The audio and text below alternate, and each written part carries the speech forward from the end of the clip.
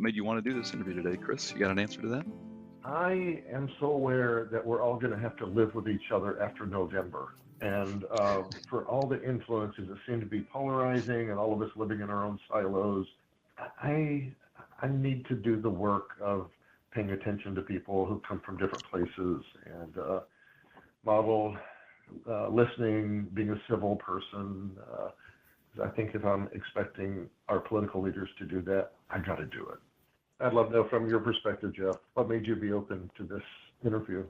Yeah, I think not so dissimilar from you. I find over my life, which is slightly shorter than yours, I don't know if that makes me a winner or a loser, but I've always been drawn to these kinds of conversations. I mourn the loss of them. I think we used to have them a lot more often when I was younger, whether with older folks or peers. And so just really desiring, same motivation, the expectation of we're all neighbors at the end of the day. You're calling in an hour away from me, but okay, we're not so far apart from each other. To just have a chance to share what parts of your life got you to the point where most people's life makes sense to them. I'm fascinated with you living in China. In China? Being a minority, I've sought out some moments in my life on purpose to be a minority, just to consider another view. I'd love to know, did the world get smaller for you by living in China for those 3 years? 100% for sure on that last one. You can't help but have the world get smaller. What was nice for us was that we were in a small town in China, which means they only had 6 million people. It's like that's like bigger than Chicago, and like it's a second tier city in China. But in that city, we were just north of North Korea.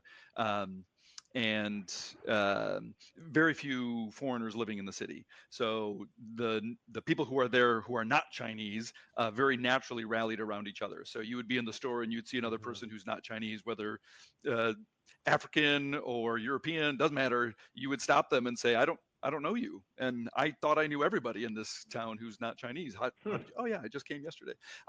So being a minority, I mean, you were a strong minority.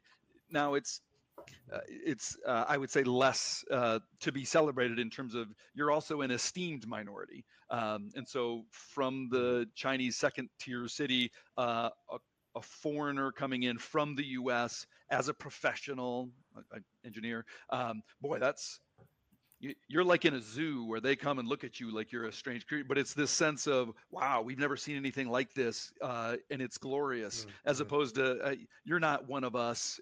There's not a derogatory, derisive, pejorative view. It's a very esteemed view. And so, yeah, I'm a minority, but you're a celebrated minority. So you can't say, I know what it's like to be a minority. No, you don't. It's still an esteemed minority. Letting myself be in some settings that stretched me. I chose to leave the South to go to Boston for graduate school, which was hard and lonely and kind of introduced me to the global village in some ways, to be in a metropolitan area that had folks from all over. Also, while there, my faith as a Christ follower is very important. And, to hear, different people put that together differently. And, differently. Okay, that's... You're from a Greek Orthodox church. Wow, how you put things together. Or a large African-American congregation that's just full of joy and dancing and all that. And I think faith-wise, too, I intentionally sought out an education that was really going to push me around social justice. And, it had me just hear voices that I've never heard before. And it was also a chance. The schools had a real open and interdisciplinary process. And I attended some classes where I was the only white guy. And that kind of intrigued with that discombobulation, a little bit of discomfort, and came out of the experience thinking, there are people who go through most of their life as a minority. This is good for me to experience this. At least for a small window, right? As opposed to every day, all day, every day. Yeah. But I've never lived in another culture immersed. Where no one else is speaking English, kind of more like what you were talking about. Who has been the most influential person in your life, Jeff? And what would be one thing that they taught you, whoever that person is? My dad was educated, but wasn't in a professional role. And my dad had developed, which is probably part of his ability to do that, even though I'm educated, go take that role. He didn't have a particularly strong sense of I would call it dignity, maybe, or he could care less. So he got it into his head one day that he thought it'd be kind of fun to just go around the golf courses and collect pop cans. In the state of Michigan, for those who don't know, you get 10 cents for a pop can. He would collect these cans, bring them to the store, take all that money, put it in an account, and at the end of the year, whatever money he'd saved, he would donate to a cause that he was supportive of. And so in the seventh grade now, the story, I won't name the person, came up to me after class, 12 years old, right? It's like, hey, Jeff, just curious, are you embarrassed about your dad? Ooh, that's a pointed question for a 12-year-old. And she didn't mean it hostilely, like, yeah, you're stupid, and your dad's stupid. Just, it was an honest question. Like, I think about my dad. This was a her. She thought about her dad. Her dad was very dignified, had a good job, good family, good everything. And I seemed like a reasonably normal guy, but my dad was a nut job. Like, what? Are you okay with your dad being crazy? And I had to think about it. And I don't know if I gave her an answer immediately, but through that, really recognizing my dad gave me a huge gift that I had a model of, you live your life, son. Like, you want to collect pop cans at a golf course? Like, who the frick cares if somebody thinks that looks dumb? Like, that doesn't mean anything about you. That means something about them. Like, But you do. I'm curious, Jeff, is that you as an adult thinking back on the things you admired about your dad? Because 12-year-olds generally think your dads don't know what they're talking about. But Correct. as a And 12-year-old, it was the 12-year-old self, which then matured into the later adolescent and now adult. I can look back clearly and be like, okay, where I am is a function of that. At the time, it was more, okay, where am I going to be? I don't know. But am I ashamed of my dad? No, no, I'm not, because I can see that my dad can do things that your dad can't do. I don't know what your dad wants to do, but he's only allowed to do what is socially acceptable to do. My dad can do whatever the heck he wants, short of the law and ethics. And so I recognize that even as an adolescent, to say, I want to live my life that way. I want to be free to just, if I think it, I'm going to do it, as long as it's legal.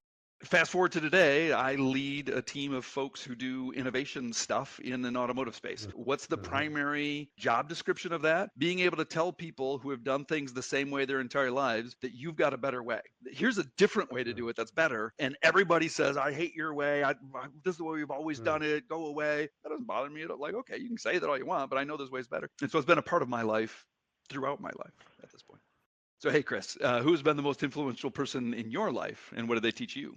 I'm going to stretch the rule a little bit and give an episode of one person and then tell the relationship. One is a professor in seminary, Elizabeth Bettenhausen. I had this internship, the third year of my degree, of bringing forums around social justice to be talked about. I've tried to have this piece around how minority perspectives view theology. And there was a whole lot of minorities from around the world in my seminary in Boston, but I just went to the Black seminarians, and I didn't think to talk to the Hispanic ones and some Asian ones and things that would have had it be kind of a bigger mix, a bigger conversation. And it kind of blew up in my face. The folks who were not consulted said, we would have liked to have had input on this program, gee, blah, blah. And I remember going to this professor saying, I think I want to quit the internship. I've screwed up. I didn't do it right. I'm trying to plan this big multi-ethnic festival thing. And she said, well, if you were able to change one person's thinking, don't you think the internship was worthwhile? I get chills even just bringing it up. This is like 45 years ago. And it was one of those things where you're desperate enough looking for some guidance, and someone wise and grounded and settled says something that's not really a full paragraph. It was just asking me a couple of questions, and it changed the way I was approaching that. But yeah, maybe the whole thing of trying to be a good influence or staying curious in this world is impacting one encounter, one relationship at a time. So that was a big deal to me, and it did influence the way I approached my career. I've loved this conversation, and the thing I'll take away from it is I had no idea what the answer to your questions were going to be. You self-identify as a left-leaning, liberal, progressive, but man, I didn't expect that. I didn't expect it's like, oh, okay, like you have nuance, you have thoughtfulness to. I generally think these things, but I'm considering everything on its own merits. Like I'm not going to think something just because my team says that's what I'm supposed to think, which I find fabulously encouraging. That a man of your young years has no interest in just kind of following the checklist and saying, well, no, how does that fit with my values? Like, what am I going to believe about that? I found that very refreshing. It's reinforced for me the importance of listening without thinking of what I'm going to say during that moment of listening. I think I really tried to, in this hour, listen to your story, Jeff. Whether we ever meet each other again, I appreciate what I hear about you as a person trying to make sense of the world and be a person living out your morals. And it was easy for me to just listen and not feel like I need to arrive at a place or prove something to you or help convince you of something. And that's kind of liberating. Thanks, Chris.